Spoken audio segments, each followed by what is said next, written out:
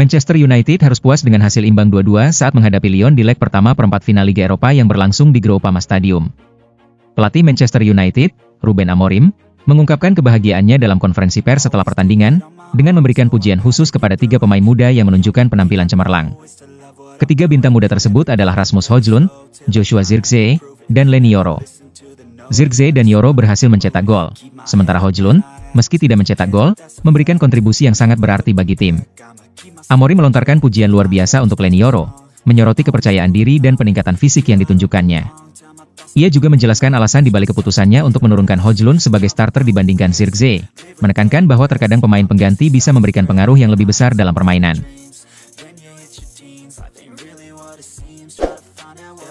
Timnas Indonesia U17 menuntaskan perjalanan di grup C Piala Asia U17 dengan catatan gemilang. King Indo meraih kemenangan di setiap pertandingan dan keluar sebagai juara grup. Pertandingan terakhir grup C mempertemukan Indonesia dengan Afghanistan, yang berlangsung di Stadion Prince Abdullah Al Faisal pada Jumat malam, 11 April 2025, waktu Indonesia Barat.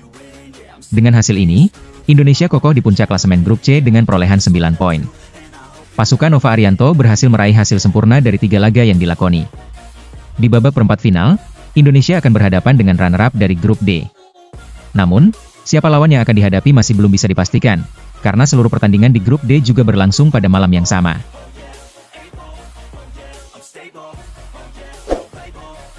Inter Milan mempersembahkan jersey istimewa yang terinspirasi oleh legenda MotoGP, Valentino Rossi. Seragam bernuansa VR46 ini akan dikenakan oleh tim Nerazzurri dalam pertandingan akhir pekan ini. Peluncuran jersey spesial ini dilakukan oleh Inter Milan pada malam Kamis, 10 April 2025, WIB, sebagai bentuk perayaan untuk ulang tahun Rossi yang ke-46. Jersey tandang berwarna putih edisi Rossi ini mengalami desain ulang dengan menambahkan beberapa elemen ikonik dari perjalanan karir Rossi. Simbol, matahari dan bulan, yang menjadi ciri khas juara dunia 9 kali MotoGP, terpampang di bagian tengah kaos. Detail eksklusif lainnya termasuk angka 46 yang terletak di bawah logo Nike. Tak ketinggalan, terdapat juga tulisan khusus yang berbunyi, dibuat sesuai spesifikasi Valentino Rossi.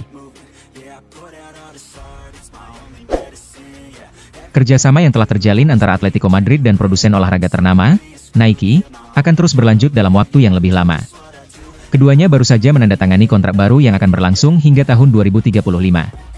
Pengumuman resmi mengenai hal ini disampaikan pada malam hari, Kamis, 10 April 2025, waktu Indonesia Barat. Meskipun rincian nilai kontrak baru Atletico tidak diungkapkan, mereka akan menikmati peningkatan hampir 2 kali lipat dari kontrak sebelumnya yang berakhir pada 2026, dari 15 juta euro menjadi 28 juta euro per tahun. Bagi Atletico, perjanjian baru ini juga menandai lebih dari 3 dekade kerjasama yang solid dengan Nike, yang telah menjadi sponsor mereka sejak tahun 2001. Masalah pembayaran bonus Kylian Mbappe oleh Paris Saint-Germain ternyata masih belum selesai.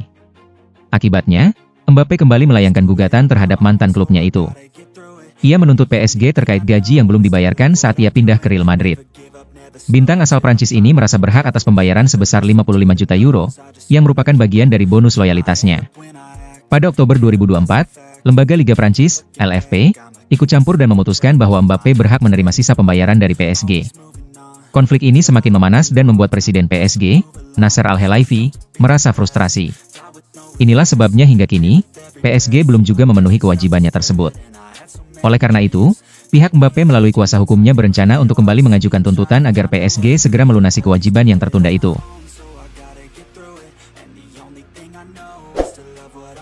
Manchester United mungkin masih terfokus pada pertandingan Liga Eropa melawan Lyon, namun manajer baru, Ruben Amorim, sudah mulai mengarahkan pandangannya ke jendela transfer musim panas yang akan datang.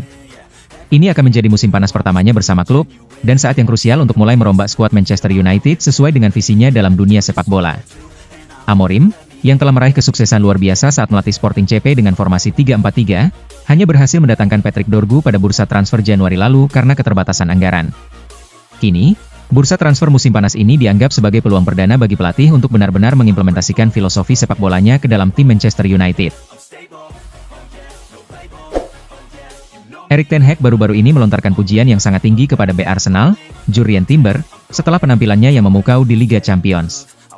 Mantan pelatih Manchester United ini terkesan dengan performa Timber yang gemilang dalam kemenangan meyakinkan Arsenal atas Real Madrid dengan skor 3-0 di leg pertama perempat final.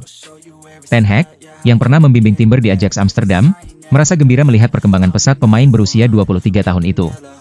Dalam sebuah wawancara dengan media Belanda, The Telegraaf, Ten Hag mengungkapkan kekagumannya terhadap mentalitas Timber. Ia menggambarkan Timber sebagai sosok yang tak pernah mengenal kata menyerah dan selalu tampil proaktif di lapangan, bak seorang prajurit yang siap berjuang. Dalam laporan yang disampaikan oleh Marco Barzaghi, terungkap bahwa Inter Milan kembali menatap Bundesliga sebagai sumber untuk memperkuat tim mereka di musim depan. Nama Jamie Binoy Gittens dari Borussia Dortmund kembali mencuat sebagai incaran utama. Pemain muda asal Inggris ini sebenarnya sudah menjadi perhatian klub sejak bursa transfer Januari, meskipun saat itu belum ada langkah nyata yang diambil. Kini, situasi tampaknya bisa berubah. Perkiraan nilai transfer Gittens berada di kisaran 50 juta euro. Namun, Borussia Dortmund dilaporkan bersedia untuk bernegosiasi, terutama mengingat keinginan sang pemain untuk mencari tantangan baru. Disinilah Inter dapat memanfaatkan kartu Christian Aslani. Gelandang muda ini sudah menarik perhatian Dortmund sejak musim panas 2024 dan bisa menjadi bagian dari kesepakatan untuk menurunkan nilai transfer secara signifikan. Liverpool harus siap merelakan salah satu winger andalan mereka jika Mohamed Salah benar-benar memilih untuk bertahan di musim depan. Berita terbaru mengungkapkan bahwa Mo Salah akan segera menandatangani kontrak baru dengan The Reds. Informasi ini disampaikan oleh pakar transfer ternama Eropa, Fabrizio Romano.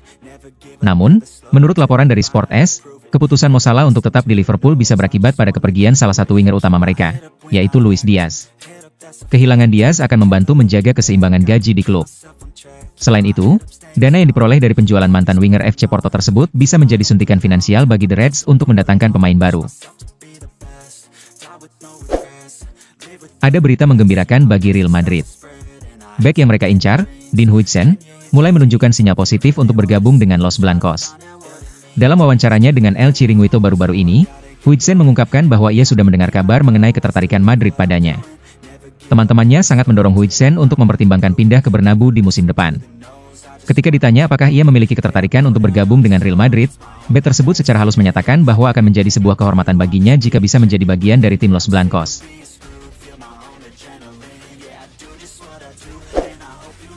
Penyerang Barcelona, Robert Lewandowski, telah menciptakan sebuah prestasi luar biasa di pentas Liga Champions yang bahkan tidak bisa ditandingi oleh Lionel Messi maupun Cristiano Ronaldo. Lewandowski berhasil menembus angka 40 gol di musim ini, mencatatkan pencapaian ini untuk ke-8 kalinya dalam karirnya. Dengan 2 gol yang dicetaknya ke gawang Borussia Dortmund, ia kini telah mengoleksi 11 gol dalam 11 pertandingan Liga Champions. Setelah kembali mencapai angka 2 digit, Lewandowski menjadi pemain pertama dalam sejarah Liga Champions yang mampu mencetak lebih dari 10 gol dalam satu musim untuk 3 klub yang berbeda. Prestasi ini pertama kali diraihnya bersama Dortmund pada musim 2012-13, sebelum mengulanginya 2 kali bersama Bayern Munich.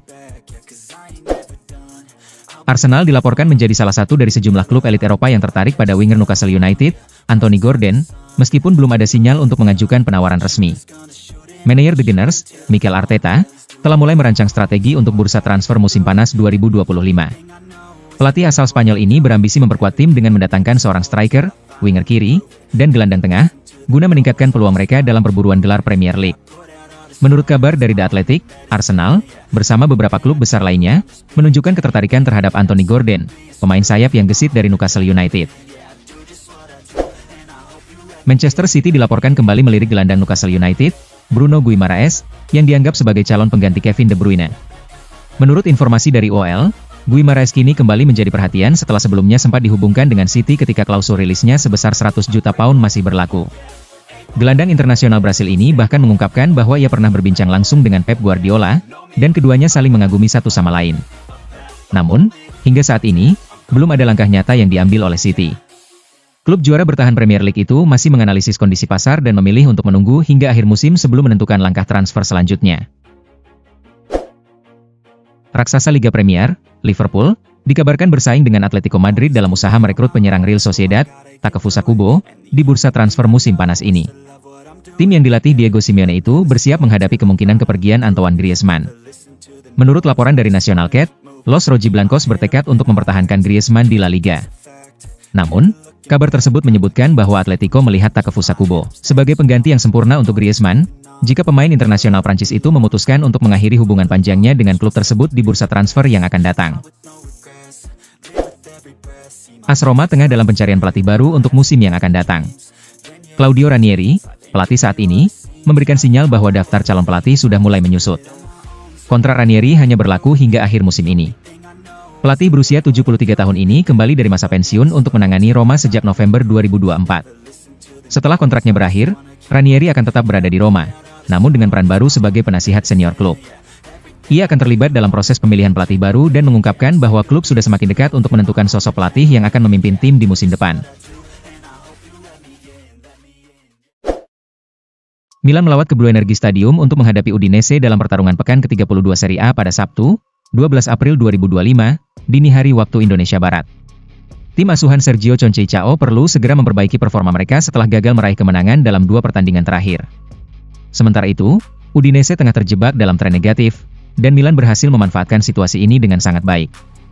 Dalam laga tersebut, Milan mencetak 4 gol yang masing-masing dihasilkan oleh Rafael Leao, 42, Strahinja Pavlovic, 45, Theo Hernandez, 74, dan Tijani Reijnders, 81.